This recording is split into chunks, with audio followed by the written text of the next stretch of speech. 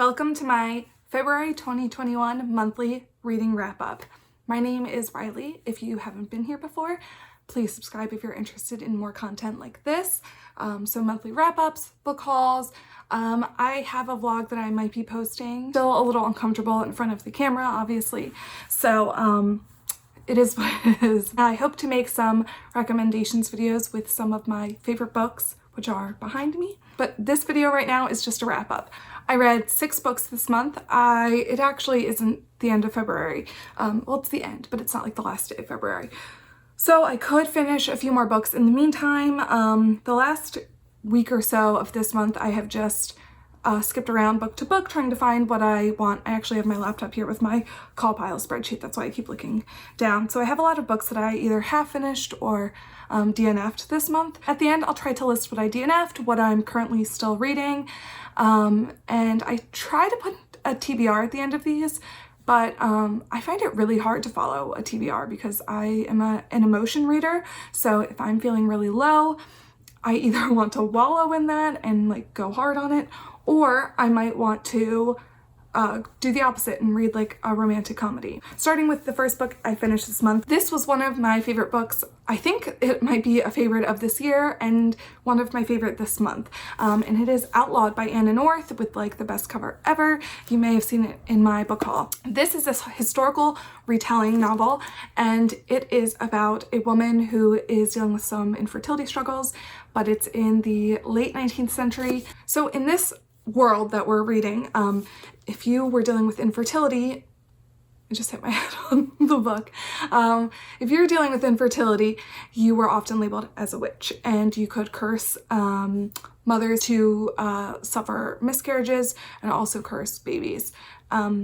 So not a great place to be. The main character in this book ends up fleeing to a convent, and then she ends up going where you go if you aren't really fitting in the convent or aren't comfortable praying all day.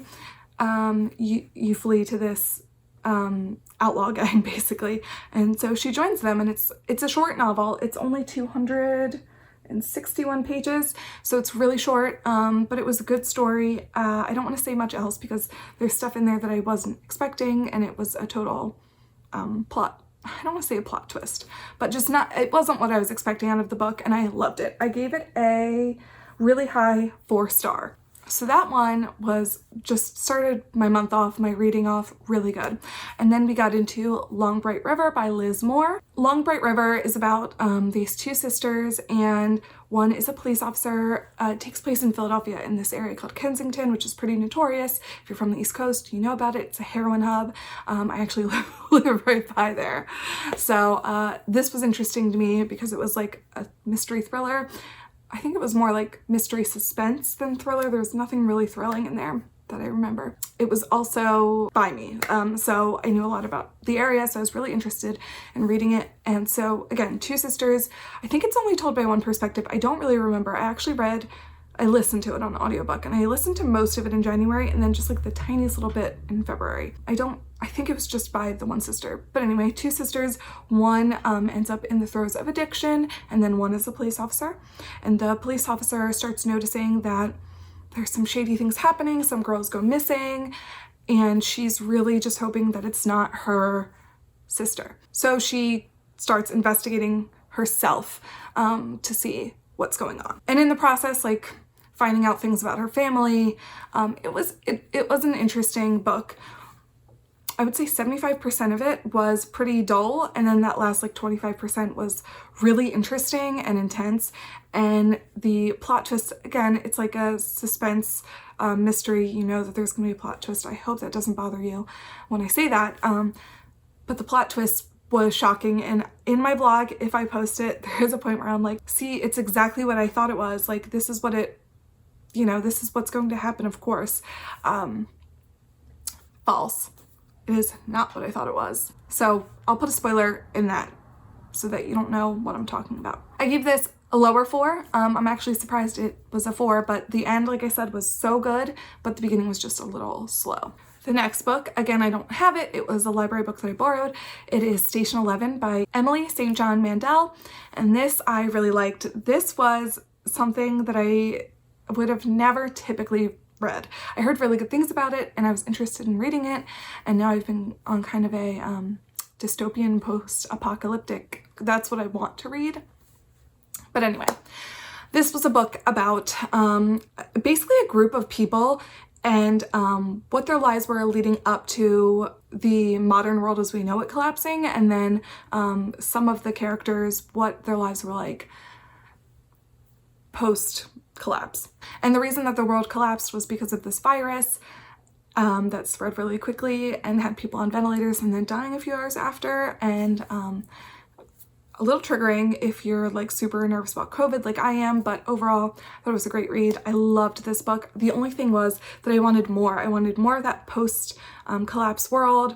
I really liked the main female character whose name I don't even remember, but I really, really liked this book a lot. The author was a little different. It's not the style that I typically read. It was a lot of going back and forth, and I'm fine with that, but it was just like a lot going on, but it was really interesting. I gave this a high 4. And I know she has another book, I think, set in a similar world, but maybe not with the same people that they follow. I don't know much about it, but I think it's called like The Glass Hotel. The next book, oh boy, I don't even know what to say. The next book I read was Credence by Penelope Douglas. And this one I fully relied on this call pile system to give a rating for, because I truly had no idea what to rate it. And if you've read this, you know, this was bizarre. I typically like Penelope Douglas, although I read her three of her standalones. So at this point, I feel like I have a grip on like what she writes and what her happily ever after endings. And I actually don't think I like her as much as I did. I thought Punk 57 was great. If you've seen my other videos, you've seen me like talk about it a bunch, but I don't think I like this one, but I still gave it a 4. Basically it is about a young woman named Tiernan who's 17, whose parents pass. Her parents are famous. Her parents never really loved her, and that's very evident from the beginning. Anyway, so they pass, and a long lost, distant step uncle calls her, and he's like, "You can live with me if you want." And she's like, "Yeah, let's get out of this because it is like kind of traumatic, and I need to get away from paparazzi, blah, blah, blah, everything." So she goes out there, and then all hell breaks loose. And I'm going to put a spoiler tag right here. She definitely has sex with her cousins and her uncle, and I know they're not technically related. I get it. It was just a little darker, and there was a lot of like dubious consent, and I don't know how I felt about it. I don't really care. Like if it was a good story and you fucked your cousin, I'd be like, cool.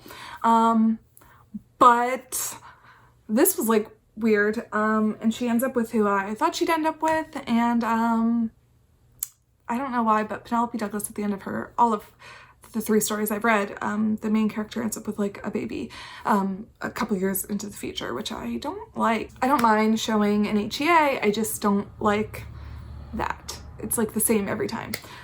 Anyway, like I said, 4 stars somehow, low 4, but a 4 nonetheless. I think I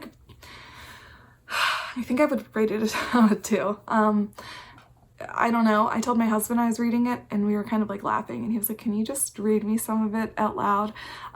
He doesn't really know what I read when I read romance, that it's like erotica. Anyway, moving on. The next book I listened to was Clap When You Land by Elizabeth Acevedo, and it is told in verse, so it was really beautiful to listen to. I borrowed it from my library. I just saw that it was available, and it was fairly short, so I thought it would be like a fun one to listen to. I knew the premise, I don't know why I'm laughing, probably because I'm uncomfortable. I knew the premise wasn't happy. It's about these 2 women, one in New York and one in Dominican Republic, and they share a father, and they don't know about each other, and the father dies unexpectedly. So they find out about each other, and it's about all of these questions that they have in their lives, in their respective homes. It was beautiful. I loved it. But I didn't realize that it was going to be so like sad, and I don't know. I don't know what I expected, but it wasn't that. It was very nice, so I loved listening to it. I thought it was like one of the easiest audiobooks ever to listen to. Not that I've listened to like a million, but like some of them are hard to get through. Some of the narrators, like Long Bright River, for example, little monotonous. But this one was just wonderful. I gave that another high four. And the last one I'm going to talk about was like my first 5 of the year, which is super exciting. This is not something I expected to be my first 5-star or a 5-star at all. This is The Poppy War by R.F. Kuang. I hope I'm saying that correctly. Wow. This was fantasy, which is something I never read. It was kind of daunting. It was because it's super long and it's fantasy, which 2 things I just don't read. But this was phenomenal, and it's part 1 of a 3-part series, so I'm really excited to read the other 3, but I'm now in like a weird book depression where I can't really read anything. But this is about, it's basically a fantasy telling if there was a 3rd opium war in China. So it's super interesting. It's about this girl, Rin, who comes from a very poor town. She grows up and tests into a really regarded military academy, and then stuff happens and she finds out more about herself and her lineage and who she is. I cannot explain how I felt about this because it was just so good. It was so perfect. I love that Rin is not, she's not an all good character. She does bad things. She makes mistakes and she's just not all good. You just really see her go through it. I love the world building in this. I feel like I could see things, like really visualize them. From the moment I read it, I knew that I was going to love this. So some of the books that I DNF'd or am currently reading: Circe by Madeline Miller, I think. It was a little slow and quiet, and there was an accent, which I have a hard time with, on audiobook. So that is a book I'm going to just have to physically pick up. I think I got like 20% in maybe-ish, and I couldn't listen to it anymore. It was too much. Another one I'm currently listening to, which I do hope to finish because I'm like 60-some% in, is Wilder Girls by Rory Power, I think. So borrowed that from the library. I think I only have it for a few more days, so I really need to get listening to that. Usually I do when I work, but I just haven't had the opportunity. Because I work with numbers, so like sometimes I just need quiet, but haven't had the opportunity, so I do want to finish that. I am liking that. Do you see what I mean when I say I'm on like a weird dystopian kick? And I also purchased Scythe because it seemed like it was just up my alley this month. What else? Smoke Gets in Your Eyes by Caitlin Doty. I talked about this again in the vlog a little, but I've been going through some really rough stuff and it's just not keeping my attention, and I'm also dealing with death.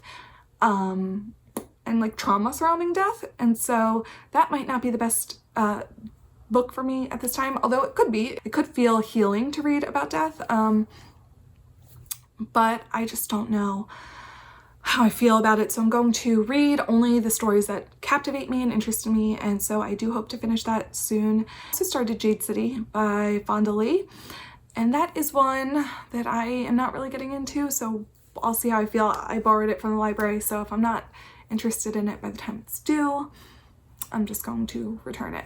Get a Life, Chloe Brown. Talked about that a few times. Wow, what a boring book. I don't know how people are interested in it. I've read more and more of it, trying to get into it, and I just, I can't.